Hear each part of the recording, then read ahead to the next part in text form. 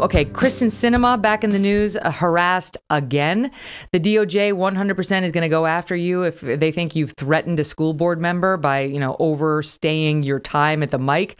But they most definitely are not going to go after you if you harass Kyrsten Sinema in a bathroom or if you show up at a wedding she's been asked to officiate. Keep in mind, this is the Democrat from Arizona who is holding up this, it was a $3.5 trillion spending bill that was going to pay for all of Joe Biden's domestic wish list items. Now it's down to maybe, I don't know, half that. We have no idea where it's going to go, but it's going somewhere.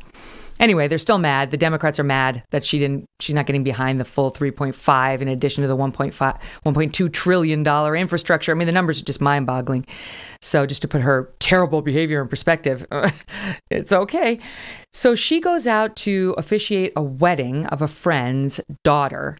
And the tearful mother of the bride has to come out and beg these protesters to be quiet and not ruin the wedding. Here's a little bit of that. Hi, thanks for ruining my wedding. I really appreciate it. You know what? She's ruining our life. That's my sorry. It's just my wedding. I know. Well, I really wish I could enjoy my wedding without you ruining it. I know you do. Could you just go down to the corner for an hour? How about this? It's my daughter's wedding. Sure. Just for an hour. Just let her get married, please. This person is not my daughter. My daughter's getting married. Will you tell her that? Did you invite Sinema? Is Sinema really here? No, listen. Tell her that we don't like what she's doing to our country. How about you invite this woman? You know what? Tell her. Totally corrupted the whole country. Tell her. I don't disagree with any of you people with your point of view and your rights. It's my daughter's wedding. So throw her out. Please just go down to the corner for 1 hour. Please. It's my daughter's wedding. Just 1 hour. Shame. Could you just Leave. Sinema, leave if you have anything. Leave. Shame. They're doing the Game of Thrones shame rant on her. Yeah, this is one of the worst aspects of our public life at the moment is there's no separation between the public and the private sphere. And Kyrsten Sinema should be able to go to the bathroom without being harassed. She should be able to go to a wedding, or I guess maybe she was officiating at this wedding, without the wedding being disrupted. And it's thuggish, goonish behavior, and that lacks all common decency. This woman who's getting married, it's a day she'll remember the rest of your life.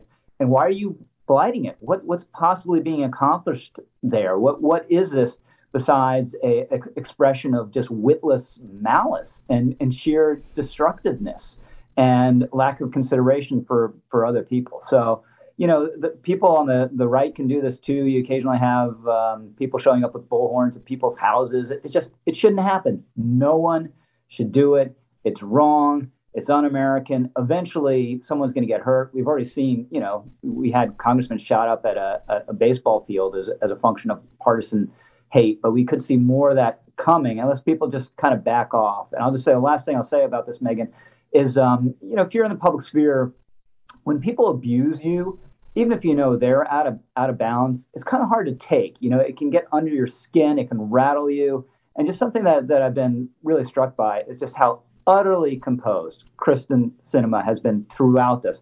That bathroom incident, she goes in the stall, she does her business, comes out, washes her hands, excuse me, and I know. She's just totally unflappable. There's an airport video where she was talking to Tim Scott at National Reagan Airport when they're, leaving Washington, D.C. for the weekend. And again, someone's trailing her, harassing her, and she just says, sorry, Tim, I'm sorry you have to put up with this. So I think she's been really impressive and a very, very interesting and unusual lady. I like witless malice. That's exactly right. If that had been me coming out of the bathroom stall and they'd come over to me, I would have rubbed my hands all over them. I would have, right? Before you get to the sink, you come over to me before I wash my hands. It's your business. Too bad. You got in my business and now you're in it. Now you're really in it.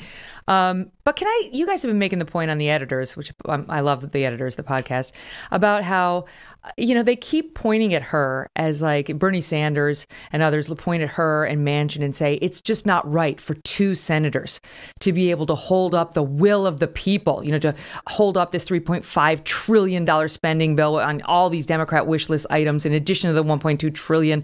The numbers are mind boggling. We've never passed money or bills like with this amount of spending in them before. before. Never. This is like crazy beyond wartime spending. And they make it sound like she and Manchin have some obligation to the country to fold, but it's not two senators upholding the will of the people. Yeah, it's 52. So you take a 50-50 Senate, subtract 2 Democrats, and you have 52 against. That's a majority. That's not anti-majoritarian. It's the definition of majoritarianism. And the reason why they're having so much trouble getting this agenda through, obviously, is they're acting as though they have FDR, LBJ style majorities, and they just don't. FDR came in 1932 with a 200-seat majority in the House and 58 senators, and went up, astonishingly enough, in 1934. I think in 1934, Republicans were down to 89 members of the House and 16 senators. I mean, the Republican Party had basically been vaporized. Yeah, and in that circumstance, you get to do what you want, more or less. Even then, party coalitions can be complicated. So even then, you don't just get to do, work your absolute will, but you get to force historic change through. And when Joe Biden, and you lost seats in the House in 2020 and have a 50-50 tie, and certainly are going to lose the House next year, it's going to be really hard to pass through a transformational agenda. And they kind of fooled themselves. There's a lot of wishful thinking. There's a lot of wishful commentary in the press about how amazing Joe Biden was. Now the cold reality is slapping them in the face. And they'll probably still get these 2 bills, the infrastructure and the reconciliation bill. But as we've seen, they're going to be much reduced, and understandably so.